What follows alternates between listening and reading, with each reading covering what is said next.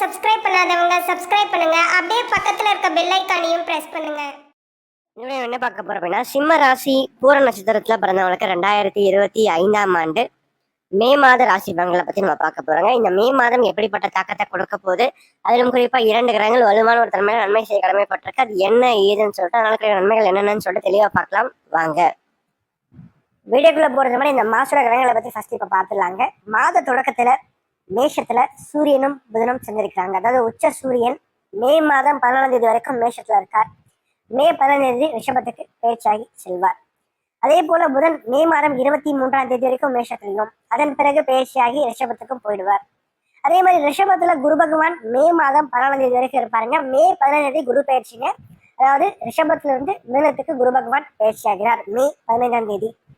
அதுக்கடுத்து கடகத்துல இந்த மாதம் முழுக்கவே செவ்வாய் வந்து நீசன் பெற்றதன்மை இருக்க போறார். அதுக்கடுத்து ராகு கேது, ராகு மீனத்துல கேது கன்னியில மே மாதம் 15ஆம் தேதி வரைக்கும் இருப்பாங்க. மே 18ஆம் தேதி ராகு கேது பயிற்சி. அதாவது கும்பத்துக்கு ராகு வரப்போறார், சிம்மத்துக்கு கேது வரப்போறார். அதே மாதிரி மீனத்துல சுக்கிரன் இந்த மாதம் முழுக்கவே உச்சம் பெற்ற தன்மை இருக்க போறார். கூட சனியும் பார்த்துக்கிட்டா இந்த மாதம் முழுக்கவே மீனத்துல சுக்கிரனோட சேர்ந்து இருக்க போறார். ஸோ இதுதான் வந்து இந்த மாசத்தோட கிரக நிலைங்க. சிம்மராசி அதிபதி யாருன்னு பாத்தீங்கன்னா சூரியன். சிம்மராசி காலபுருஷனுக்கு 5வது ராசியா வருதுங்க. பூர நட்சத்திரம் பாத்தீங்கன்னா சிம்மத்துல 2வது நட்சத்திரமா வரும். சரிங்களா? அது அதிபதி யாருன்னு பார்க்கும்போது சுக்கரன். சுக்கரன் நிலை எப்படி இருக்கு இந்த மாதம் முழுக்க அப்படின்னு பார்க்கும்போது, ராசிக்கு 8ஆம் இடத்துல சுக்கரன் மறைவு பெற்று சனியோட சேர்க்கை பெற்றிருக்கார். முதல் பகுதியில் ராகுவோடையும் 2வது பகுதியில் சனியோடையும் சேர்க்கை பெற்ற ஒரு தன்மை இருக்கிறது கொஞ்சம் சிறப்பு குறைவு அப்படின்னு சொல்லலாம். அதுவும் 8ஆம் இடத்துல இருக்கிறது சிறப்பு குறைவு. சரிங்களா? அப்ப இந்த காலகட்டத்தை பொறுத்த வரைக்கும் பாத்தீங்கன்னா பூரத்துல பிறந்தவங்களுக்கு கொஞ்சம் முயற்சிகள்ல சில தடைகள் தாமதங்கள் சார்ந்த விஷயங்கள் இனிஷியல் ஸ்டேஜ்ல கண்டிப்பா இருக்குங்க. சரிங்களா? ஒரு விஷயத்தை நீங்க ஒரு காரியத்துல நீங்க இறங்குறீங்க அப்படின்னா அந்த காரியத்துல முதல் கட்டத்துல வந்து பாத்தீங்கன்னா நிறைய தடைகள் கண்டிப்பாக வரும். அதன் பிறகுதான் அந்த காரியத்துல நீங்க வந்து வெற்றி பெற முடியும் அப்படின்னு சொல்லலாம். எடுத்தெடுப்புல வந்து ஜெயிக்க முடியுமான்னு கேட்டா கண்டிப்பாக இல்லை. 2வது வந்து பாத்தீங்கன்னா 10ஆம் அதிபதியும் இந்த சுக்கிரன் தான். அவரே போய் 8ல மறையும் போது உச்சம் பெற்ற தன்மையில சனியோட சேர்க்கை பெறும்போது இந்த காலகட்டங்கள்ல தொழில் வேலை அமைப்புகளுக்காக சில வருமானம் பணம் சார்ந்த விஷயம்ல கொஞ்சம் இழக்க வேண்டியதா இருக்குங்க. குறிப்பா தொழில் ஆரம்பிக்கிறதுக்காக ஒரு முதலீட்டை போடுறது, அதனால ஒரு சின்ன சின்ன லாஸ் வந்து ஏற்படுறது, அதெல்லாம் கொஞ்சம் வாய்ப்புகள் இருக்கு இந்த மாதத்தை பொறுத்த வரைக்கும். அதனால வந்து வியாபாரத்திலையும் சரிங்க, தொழிலையும் சரிங்க, பெரிதளவுக்கு பணத்தை வந்து இந்த மாதத்துல குறிப்பா இந்த மே மாதிரி 2வது பதில பெரிதா இன்வெஸ்ட்மெண்ட் பண்ணாதீங்க அப்படின்னு நான் சொல்லுவேன். சரிங்களா? இனிஷியல் அதாவது முதல்ல வந்து பாத்தீங்கன்னா உங்களுக்கு வந்து ஆசை காமிக்கிற மாதிரி ஆசை காமிச்சு அதன் பிறகு பாத்தீங்கன்னா ஒரு பெரிய லாஸை வந்து உண்டு பண்ணி கொடுத்துரும். அதனால வந்து நான் சொல்ற அட்வைஸ் என்னன்னா, முடிஞ்ச வரைக்கும் இந்த மாதம் மே மாதம் குறிப்பா வந்து பார்த்தீங்கன்னா தொழில் வேலை சார்ந்த விஷயங்களுக்கு கொஞ்சம் சிறப்பு குறைவுன்னே சொல்லலாம். அதிலும் குறிப்பா பணம் சார்ந்த விஷயத்துல கொஞ்சம் கவனமா இருந்துக்குங்க அப்படின்னு சொல்லலாங்க. அதே மாதிரி வேலை வாய்ப்பை பொறுத்த வரைக்கும் இந்த காலகட்டத்தை பொறுத்த வரைக்கும் கொஞ்சம் கஷ்டப்பட்டு தான் நீங்க வந்து வேலையை அமைத்துக் கொள்கிற தன்மைகள் இருக்கும். அதே மாதிரி வேலை செய்யற இடத்துலயும் பாத்தீங்கன்னா கொஞ்சம் பிடிக்காத சூழ்நிலைகள் சற்று இருக்கத்தான் செய்யுங்க. அதெல்லாம் மீறிதான் நீங்க வந்து வாழ்க்கையில ஜெயிச்சு காமிப்பீங்க.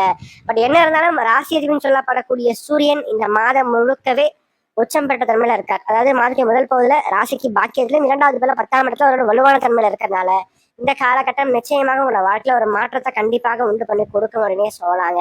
குறிப்பா இந்த மாதிரி 2வது பகுதியில வந்து பாத்தீங்கன்னா மெல்ல மெல்ல ஓரளவுக்கு ஃபேமிலி லைஃப்ல என்ன பிரச்சனைகள் கருத்து வேறுபாடுகள் சார்ந்த விஷயங்கள் கண்டிப்பாக குறையும். அது மட்டும் இல்லாம லாபஸ்தானத்துல குரு பகவான் அமர்ந்து 5ஆம் இடத்தை பார்க்கறதுனால ஓரளவுக்கு அதிர்ஷ்டம் அப்படின்றது கண்டிப்பாக கை கொடுக்கும் உங்களை பொறுத்த வரைக்கும் அப்படின்னே சொல்லலாங்க. புதிதாக சில விஷயங்கள்ல நீங்க வந்து பாத்தீங்கன்னா மனதை வந்து ஈடுபடுத்திக் கொள்வீங்க. புதுசா ஏதாச்சும் கத்துக்கிறது, படிக்கிறது, இது சார்ந்த விஷயங்களுக்காக அதிகமான நேரத்தை செலவிடுறது, பொழுதுபோக்கு சம்பந்தப்பட்ட விஷயங்களுக்காக அதிகமான நேரத்தை செலவிடுறது, லேர்னிங்காக அதிகமான நேரத்தை செலவிடுறதுன்னு சொல்லிட்டு ஏதோ ஒரு விஷயத்த புதுசா இந்த மாதம் நீங்க கண்டிப்பா கத்துப்பீங்க அப்படின்னே சொல்லலாம். ஏன்னா 3ஆம் இடத்தையும் 5ஆம் இடத்தையும் குரு பகவான் பார்வை செய்யறதுனால இத்தகைய கண்டிப்பாக கொடுக்கும் அப்படின்னே சொல்லலாம். அது மட்டும் இல்லாம சமுதாயத்துல ஒரு பெயர் புகழ் அந்தஸ்து கௌரவம் சார்ந்த விஷயத்தையும் இந்த குரு பகவான் உங்களுக்கு வந்து கொடுக்க போற அப்படின்னு சொல்லலாங்க. அது மட்டும் இல்லாம 5ஆம் இடம் புத்திரஸ்தானம். 5ஆம் இடத்தை குரு பகவான் பார்க்கறனால திருமணம் ஆன பெண்களுக்கு யாருக்கெல்லாம் அந்த குழந்தை பாக்கியம் சார்ந்த விஷயங்கள் இன்னும் கிடைக்கல, ஒரு மாதிரி டிலே ஆயிட்டே இருக்கு அப்படின்றவங்களுக்கு இந்த காலகட்டங்கள் அதற்கான வாய்ப்புகளை வந்து ஏற்படுத்தி கொடுக்க போகுது. அதே மாதிரி பூர்வீக சொத்துக்கள் சம்பந்தப்பட்ட பிரச்சனைகள் கண்டிப்பாக ஒரு முடிவுக்கு வரும் அப்படின்னே சொல்லலாம். வழக்குகள் உங்களுக்கு சாதகமா அமைந்து முடியும் அப்படின்னே சொல்லலாம். என்ன ஒண்ணு 7ஆம் அதிபதி 8ஆம் இடத்துல மறைப்பட்ட தன்மையில இருக்கனால திருமணம் சார்ந்த முயற்சிகள் நீங்க எடுக்கும் போது அதுல சிறு சிறு தடைகள் ஏற்பட்டு அதன் பிறகு அந்த காரியமானது கைகூடும். சரிங்களா? அது மட்டும் இல்லாம ராசிக்கு பாக்கியஸ்தானத்துல சூரியன் உச்சமாகவும் பாக்கியாதிபதி 12ஆம் இடத்துல மறைப்பட்டிருக்கனாலும் இந்த காலகட்டங்கள் தூரதேச பயணங்கள் சார்ந்த விஷயங்கள், வெளிநாடு சம்பந்தப்பட்ட முயற்சிகள் கண்டிப்பாக கை கொடுக்கும்.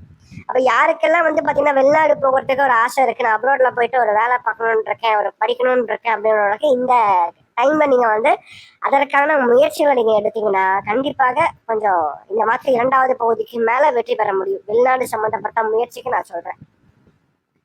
சரிங்களா? அதே மாதிரி மாணவ மாணவர்களை பொறுத்த வரைக்கும் படிப்பு சார்ந்த விஷயங்கள் ஓரளவுக்கு நல்லா இருக்கு, ஓரளவுக்கு ஃபேவரா இருக்கு கண்டிப்பா அப்படின்னு சொல்றேன். ஏன்னா புதன் உச்சம் பெற்ற சூரியனோட சேர்ந்திருக்காருங்க. 2வது பகுதியில ராசிக்கு 10ஆம் இடத்துல சூரியனோட சேர்ந்திருக்காரு. ஸோ அப்போ ஓரளவுக்கு வலுவான ஒரு தன்மையில தான் பாத்தீங்கன்னா 2ஆம் அதிபதி இருக்காரு. 4ஆம் அதிபதி பலம் இழந்தாலும் கூட 2ஆம் அதிபதி வாக்காதிபதி புதன் ஓரளவுக்கு வலுவா இருக்கிறதுனால நிச்சயமாக இந்த காலகட்டம் படிப்பு சார்ந்த விஷயங்களுக்கு ஓரளவுக்கு ஏற்றத்தை உறுதியா கொடுக்குங்க.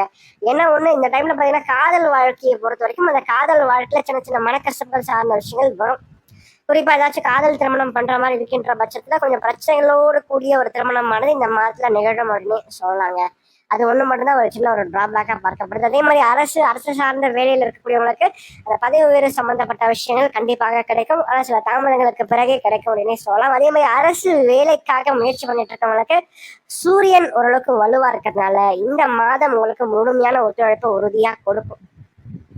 சுய ஜாதகத்துல அரசு வேலைக்கான அமைப்புகள் இருக்கின்றன, கண்டிப்பாக இந்த டைம்ல உங்களுக்கு அரசு வேலைக்கான நல்ல செய்திகள் கண்டிப்பாக காத்துட்டு இருக்கு. ஸோ ஓரளவு பாத்தீங்கன்னா இந்த காலகட்டங்கள்ல ஆரோக்கியம் சார்ந்த விஷயங்கள், பணம் கொடுக்கல் வாங்கல் விஷயங்கள், அதே மாதிரி வியாபாரத்திலையும் சரிங்க தொழிலையும் சரிங்க முதலீடு சம்பந்தப்பட்ட விஷயத்துல மட்டும் நீங்க கொஞ்சம் எச்சரிக்கையா இருந்துக்கிட்டீங்கன்னா மற்றபடி இந்த காலகட்டம் சிறப்பா இருக்குமே அப்படின்னு சொல்லலாம். மேலும் தகவலுக்கு எங்க சேனலை மறக்காம சப்ஸ்கிரைப் பண்ணுங்க. நன்றி.